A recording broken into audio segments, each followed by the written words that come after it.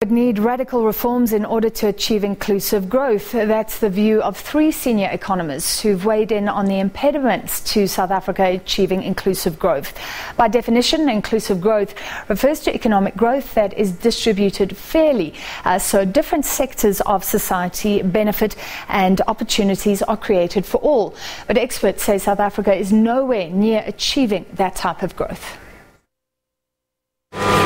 Izam Mhlanga, Executive Chief Economist at Alexander Forbes Investments, says the majority of the economic problems that exist in the country were inherited from the apartheid era. He points to inferior education that was given to the majority of the population as the biggest problem. The majority of African people can't participate because they don't have the required skill to add to this economic growth.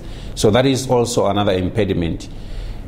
The task really that was there in 1994 to improve education was way too large to be finished or to be completed over a short space of time, which means we still have a long road to reform our education sector to make sure that the skills that are produced by our education, they are applicable or they are required by industry in terms of boosting productivity.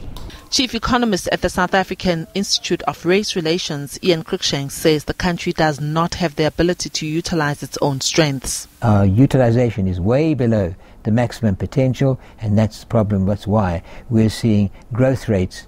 Are we going to see a growth rate this year? We hope so, but certainly we're looking at plus or minus 0.5%, maybe a maximum of 1%.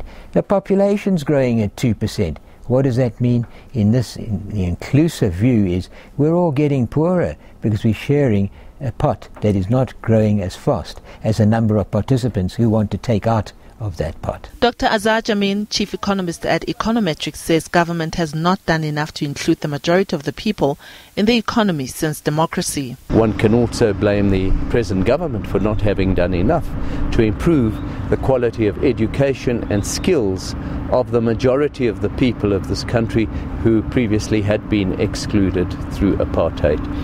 In fact, many will argue that the inequality in education and skills has got even bigger since the ending of apartheid, and that those people who were previously marginalized have become even more marginalized since the ending of apartheid.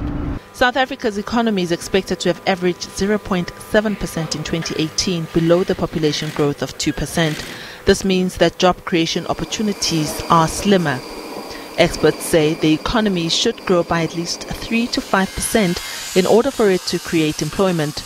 Even though the country has been trying through some means to improve the health of the economy, these economists all agree that more wrong things have been done than the right. Take the minimum wage law as an example.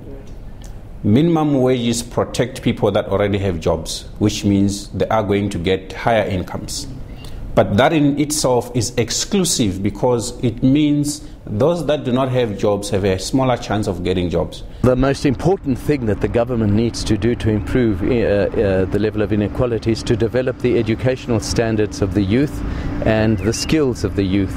And that doesn't mean only making sure that enough people go to university, because a lot of the inequality that we've got is due to the fact that many people, all they think the only way to become inclusive is to go to university, whereas in fact there are plenty of opportunities to create your own career. How do you create jobs if you've got no new business, no business expansion? We can't do it, and that is what we're up against. Why is that?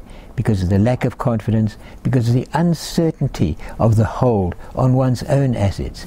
After that, there's a second point, and that is electricity.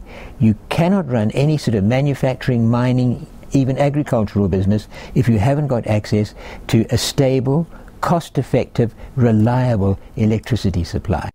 International experts and the leadership of the Southern Africa towards inclusive economic development are expected to hold a panel discussion in Pretoria on Thursday.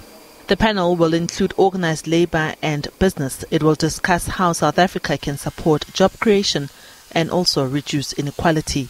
Diabo Seto, SABC News, Johannesburg.